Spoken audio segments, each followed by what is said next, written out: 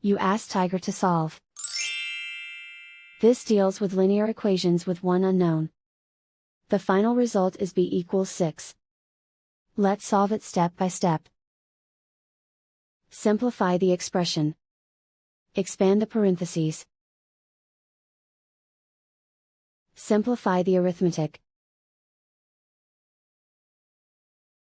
Group all constants on the right side of the equation. Subtract 4 from both sides. Simplify the arithmetic.